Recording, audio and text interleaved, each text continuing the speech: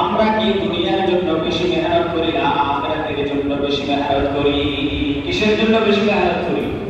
দুনিয়ার জন্য, যেটা থেকে যেটার গুরুত্ব নাই, যেটার কোনো গ্যারান্টি নাই, আমরা নিজেরা বলি বিশ্বাস নাই। পাহাড় সম সম্পদ জোগানোর পরে, কঠোর পরিশ্রম করে পাহাড় সম সম্পদ জোগানোর পরে ভোগ করা শুরু করার আগে আপনি দুনিয়া থেকে চলে গেলেন, তাহলে এই পাহাড় সম সম্পদ আপনার জীবনে কি উপকারে আসলো? কোন কাজে আসবে? আল্লাহু আকবার। আপনার নিজেদের জন্য না হলেও সন্তানের জন্য অন্যের মাথা ফাটিয়ে অন্যকে খুন করে হলেও সম্পদ জোগাতে চাই।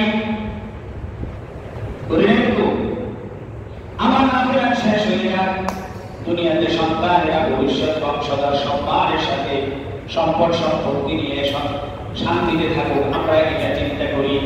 এটা কোনো মুমিনের পরিচয় হতে পারে না, এটা কোনো মুমিনের পরিচয়। যদি আমরা খাঁটি ইমানদার হতাম, আখিরাতের প্রয়োজন বুঝতাম, তাহলে আমরা দুনিয়া থেকেও আখিরাতের পিছনে বেশি মেহনত করতাম। আখিরাতের জন্য কি করতাম? বেশি মেহনত করতাম। কিন্তু আখিরাতের বিষয়টা আমাদের উপলব্ধিতে নাই, আখিরাত আমরা দেখি না, যার প্রেক্ষিতে আমরা আখিরাতের ফিকিরও করি না। আখিরাতের ফিকিরও কি করি না। আল্লাহর কথা, আখিরাতের কথা আমরা ভুলে গেছি। তাহলে যারা আখিরাতের কথা ভুলে যায়, আল্লাহর আযাবের কথা ভুলে যায়, তাদের ঈমান সবল না দুর্বল? তাদের ঈমানের পরিস্থিতি কি? আমি মাঝে মধ্যে বলি, আমাদের ঈমান তো প্যারালাইসিসে আক্রান্ত হয়ে গেছে, অচল হয়ে গেছে, যার কারণে আমাদের ঈমান আমাদেরকে দ্বীনের পথে চালাতে পারে না। চিকিৎসার প্রয়োজন আছে কি নাই? চিকিৎসার জন্য বেশি বেশি দ্বীনের কথা শুনতে হবে, অন্তরের কান দিয়ে শুনতে হবে। আল্লাহ রাব্বুল আলামিন বলেন, ওয়ালাকিন ফাইন্না যিকরা তানফাউল মুমিনিন। আল্লাহ রাব্বুল আলামিন তার হাবিবকে লক্ষ্য করে বলেন, হে আমার হাবিব, আপনি উপদেশ দিতে থাকুন, ওয়াজ করতে থাকুন। ফাইন্না যিকরা তানফাউল মুমিনিন। মুমিনরা অবশ্যই উপদেশের দ্বারা, ওয়াজ নসিহতের দ্বারা উপকৃত হবে। ওয়াজ নসিহত হয় কিন্তু আমরা উপকৃত হতে পারি না। কোরআন বলছে উপকৃত হবে। কোরআন কি বলে? ওয়াজ করতে থাকুন, উপদেশ দিতে থাকুন, দ্বীনের কথা বলতে থাকুন। কারা উপকৃত হবে? মুমিনরা উপকৃত হবে। কিন্তু আমরা ঈমানের দাবিদার হওয়ার পরেও ওয়াজ নসিহত শুনে আমরা মসজিদে আসতে পারি না, গুনাহের কাজ আমরা ছাড়তে পারি না। গুনাহের কাজ কি? আমরা ছাড়তে পারি না। অনেকেই নামাজ পড়ে অক্ত চলে যায়, অনেকেই আমরা নামাজ পড়ে কিন্তু মসজিদে আসি না। আপনার সাথে মসজিদের যত সম্পর্ক ঘনিষ্ঠ হবে, আল্লাহর সাথে আপনার সম্পর্ক তত বেশি ঘনিষ্ঠ হবে। আল্লাহর সাথে আপনার সম্পর্ক যত ঘনিষ্ঠ হবে, জান্নাত আমাদের জন্য তত সহজ হয়ে যাবে। জান্নাত আমাদের জন্য কি হয়ে যাবে? তত সহজ হয়ে যাবে।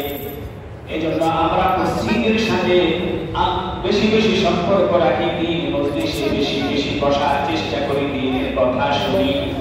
যদি মসজিদে এলান হয়, কোরআন হাদিস থেকে আলোচনা করা হবে, আমরা সেখান থেকে পালাতে শুরু করি, মসজিদ থেকে তাড়াতাড়ি বেরিয়ে ব্যবসায়ী চেষ্টা করি। বিনা জোরে দিনের কথা না শুনে বেরিয়ে যাওয়া, এটা কোনো ভালো কাজ নয়, ভালো ঈমানের পরিচয় নয়, ভালো মুমিনের কাজ নয়। এই আচরণ প্রমাণ করে আমরা ভালো মুমিন হতে পারিনি, ভালো মুসলমান হতে পারিনি। কথা বুঝে আসছে? আল্লাহু আকবার। ইন্নামা ইয়া'মুরু মাসাজিদাল্লাহি মান আমানা বিল্লাহি ওয়াল ইয়াউমিল আখির। আল্লাহ রাব্বুল আলামিন বলেন, আল্লাহর ঘর মসজিদকে আবাদ করবে কারা? কাদের দ্বারা আবাদ হবে? যারা একমাত্র আল্লাহর উপর ঈমান এনেছে, আখিরাতের উপর ঈমান এনেছে।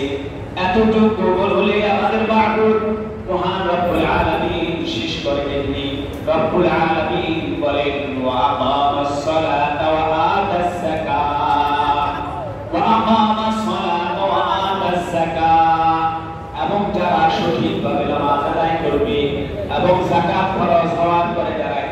বসে সঠিকভাবে যাকাত আদায় করবে।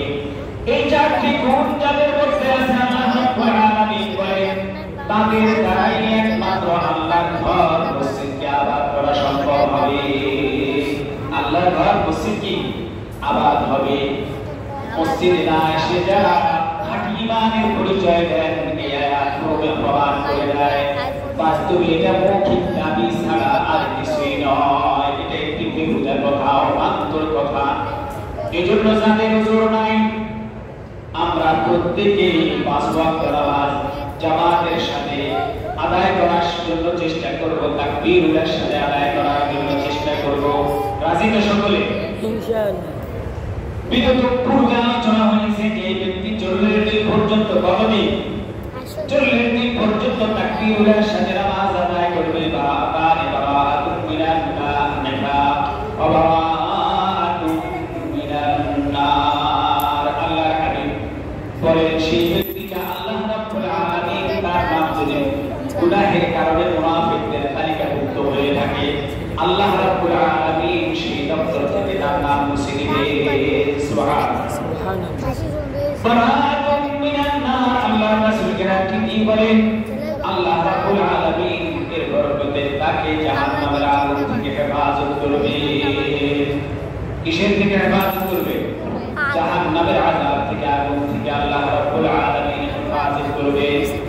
যে হাদিসটি আমি পাঠ করেছি পূর্বে আপনাদের সম্মুখে قال رسول الله صلى الله عليه وسلم من فاتته صلاة فكأنما وتر أهله وماله। আল্লাহর হাবিব বলেন যে ব্যক্তি নামাজ ছেড়ে দিল, কি ছেড়ে দিয়েছে? আল্লাহর হাবিব বলেন যে ব্যক্তি নামাজ ছেড়ে দিয়েছে সে যেন তার সন্তান সন্ততি সহায় সম্বল সব কিছু হারিয়ে ফেলেছে, ধ্বংস করে ফেলেছে। কথার কথা জলোচ্ছ্বাস আসলো, জলোচ্ছ্বাস আসার পরে আপনার ছেলে মেয়ে ঘর বাড়ি আপনার সহায় সম্বল যা ছিল সব কিছু পানিতে ভাসিয়ে পানিতে নিয়ে গেল, জলোচ্ছ্বাসে নিয়ে গেল, ধ্বংস করে দিল, সবাই মরে গেছে, আপনি একা জীবিত আছে। তখন আপনার পরে চাইবেন এই বাঁচার থেকে পড়ে যাওয়ার উত্তম।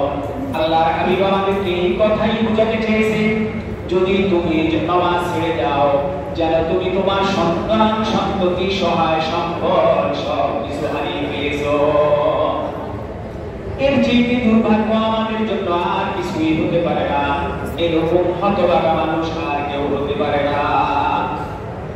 কথা না বলি, আপনারা কথা বললে তো আমরা কথা বলা বন্ধ করে দিতে হবে। قال رسول الله صلى الله عليه وسلم صلاة الجماعة أفضل من صلاة الفرد ب27 درجة. أفضل صلاة الجماعة أفضل من صلاة الفرد ب27 درجة. কার কথা? আল্লাহর রাসূলের কথা। একটি সহিহ হাদিস খুব সম্ভব বুখারী মুসলিমের মধ্যে হাদিসটি এসেছে। আল্লাহর হাবিব বলেন তুমি যে একা একই নামাজ পড়তেছো তোমার একা একই নামাজ পড়ার থেকেও যদি জামাতের সাথে তুমি নামাজ আদায় করো আল্লাহ রাব্বুল আলামিন তোমাকে 27 গুণ বেশি সওয়াব দান করবে। কত বেশি? 27 গুণ বেশি সওয়াব।